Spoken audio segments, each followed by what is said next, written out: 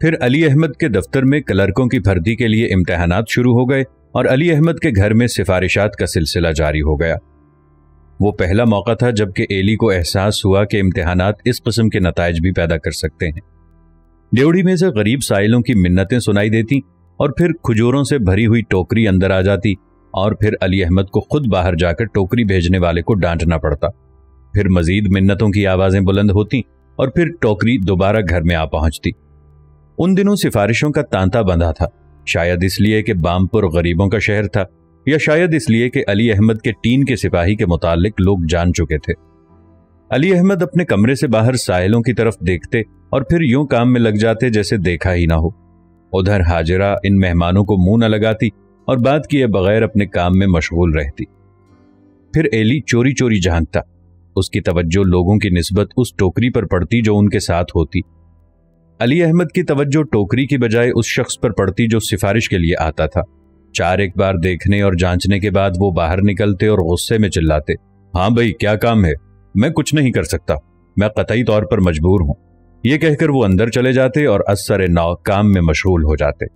اکثر بار سفارشی براہ راست علی احمد کے کمرے میں جا پہنچتا اور ابتدائی جھاڑ جھپاڑ کے بعد ہی ان کا قہقہہ گونجتا اور ایلی کو معلوم ہو جاتا کہ ٹین کا سپاہی بیدار ہو چکا ہے اور ابھی وہ رزمگاہ میں اتر آئے گا اور پھر گھر پر موت کا سناٹا چھا جائے گا اور اس سناٹے میں رنگین مگر دبی دبی ہنسی کی آواز ابھرے گی۔ پھر دفعتاً سب ٹھیک ہو جائے گا اور نتائج خوشگوار ہوں گے۔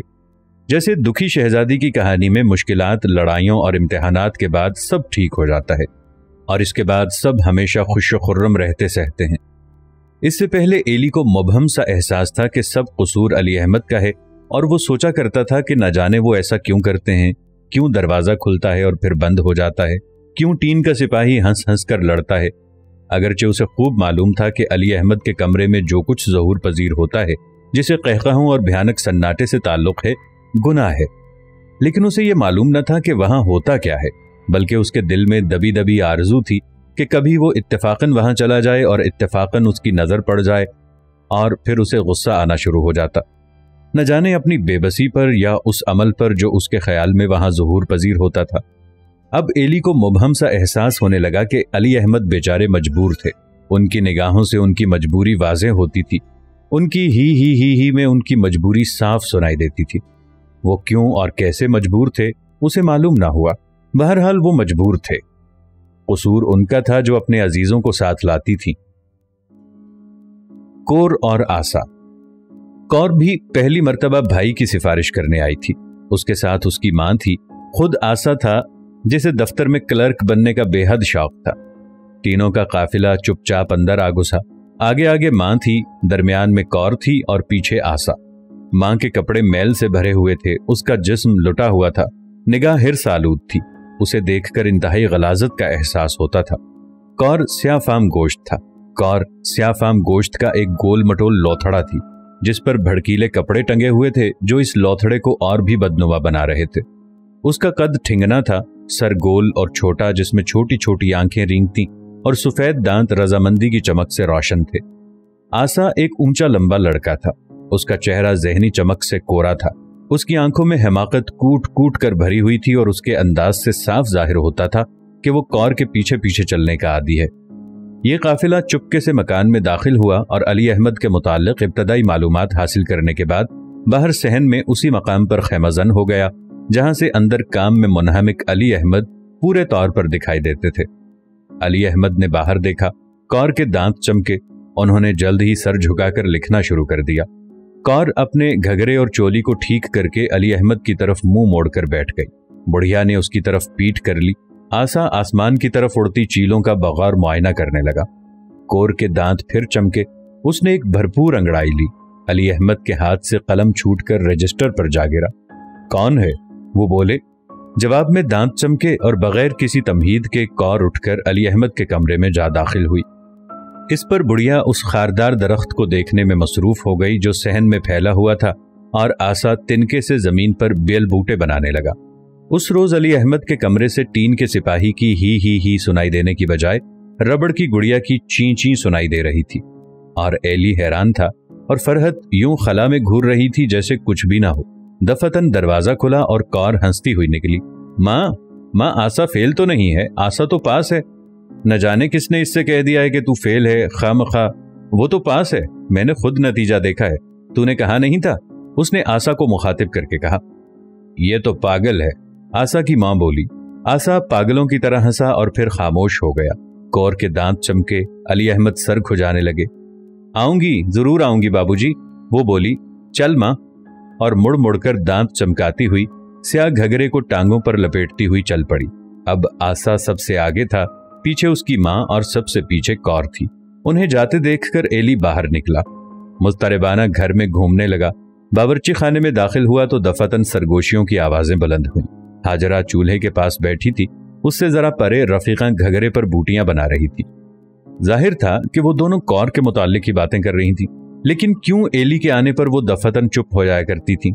यूं सर से सर जोड़कर दबी दबी आवाजों में पहरों बातें करते रहना, और रफीका के होंठों पर वो दबी दबी मुस्कुराहट, जैसे वो अपने आप को धोखा दे रही हो, जैसे वो हाजरा को फरेब दे रही हो। अम्मा उसे इस कदर अच्छा क्यों समझती थी, और वो चलते वक्त जानबूझकर इस तरह कदम क्यों उठाती थी कि उसके घगरे में दायरे पड़े, और अली अहमद के कमरे के पास से गुजरते हुए उसकी गर्दन मोरनी की तरह तन क्यों जाती थी। एली को इन सब बातों की वजह से रफीका से नफरत थी, शदीद नफरत, ऐसी नफरत जो उसे कोर से भी न थी।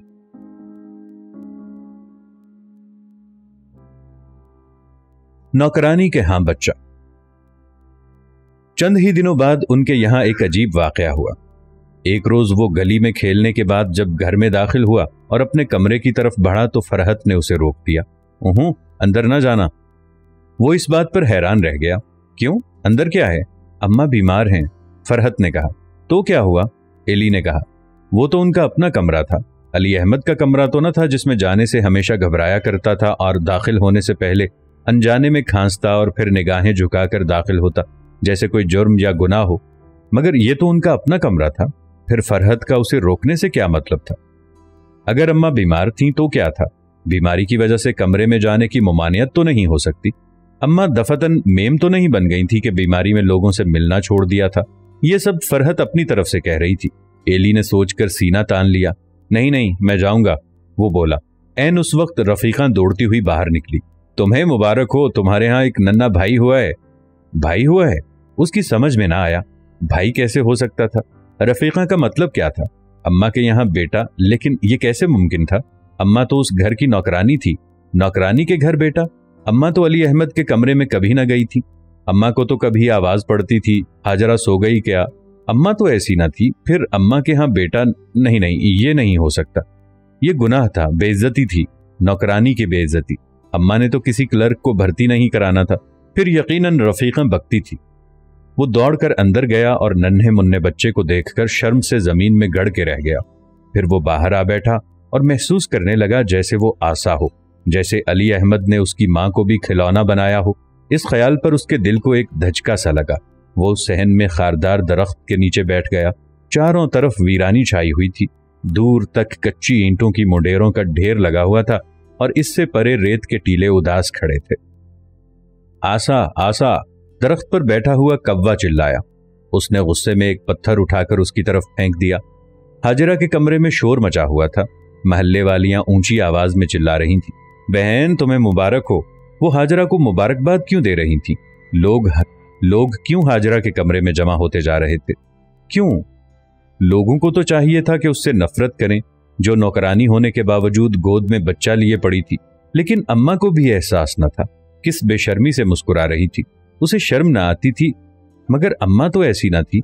एली शर्म से पानी पानी हुआ जा रहा था। अब वो लोगों को कैसे मुंह दिखाएगा? अब वो अपनी मां के सामने कैसे जाएगा? और फरहत को इस बात पर कितना दुख होगा? मगर फरहत तो खुशी से फूले न समा रही थी। क्या फरहत को ये बात गवारा थी? क्या इस हादसे पर उसे दुख न हुआ था? उधर अब्बा अपने कमरे में आकाओं की तरह इत्मीनान से बैठे लिख रहे थे, जैसे उन्हें नौकरानी और उसके नौजायदा बच्चे की खबर ही ना हो। बच्चे की मुबारकबाद देने के लिए मुख्तलिफ किस्म के लोग आते थे। कुछ तो हाजरा की कोठड़ी में जाकर घुस जाते और कुछ अली अहमद के कमरे से आगे न जा सकते। कौर उन लोगों में पेश थी। बाबूजी मुबारक हो, वो दूर से चिल्लाती हुई आई और फिर अली अहमद के कमरे में दाखिल होकर यूं मुतमईन हो गई जैसे अली अहमद ही जच्चा और बच्चा हो। علی احمد کا کمرہ کور کے لیے مخصوص ہوا جا رہا تھا۔ ہر دوسرے تیسرے دن وہ دانت چمکاتی، گھگرا جھلاتی موجود ہوتی۔ کہو بابو جی، کیا حال چال ہے؟ ننا کیسا ہے؟ اس کے سفید دانت سیاہ رنگ میں چمکتے۔ آ گئی تو؟ علی احمد اس کی طرف دیکھ کر مسکراتے۔ اچھا، تو ابھی یقین نہیں آیا؟ وہ پنکھے کی رسی ہاتھ میں پکڑ کر چابک کی طرح جھلاتے ہوئے چلاتی۔ یہ دیکھ کر ٹین کا سپاہی جوش میں آ جاتا۔ اچھا، یہ جرت! پھر کمرے میں ادھم مچ جاتا اور ایلی غصے میں مٹھیاں بھیجتا۔ کتنی مکروہ آواز ہے کور کی، انداز کس قدر ننگا ہے، ننگا اور غلیظ۔ اسے کور سے نفرت تھی اور وہ آسا کو دیکھ کر غصے میں کھولنے لگتا، کیونکہ وہ محسوس کرتا جیسے خود آسا ہو اور کلرکی کا امتحان پاس کرنے کے لیے ہاجرہ کو لے کر آیا ہو۔ ایلی بڑی محنت سے اپنی توجہ کسی اور طرف مبذول کرنے کی کوشش کرتا، مگر ان کی آوازیں اس کے کانوں پر ہتھوڑوں کی طرح پڑتی۔ پھر دفعتاً علی احمد کے کمرے کا دروازہ کھلتا اور علی احمد کی آواز سنائی دیتی، ایلی، ایلی۔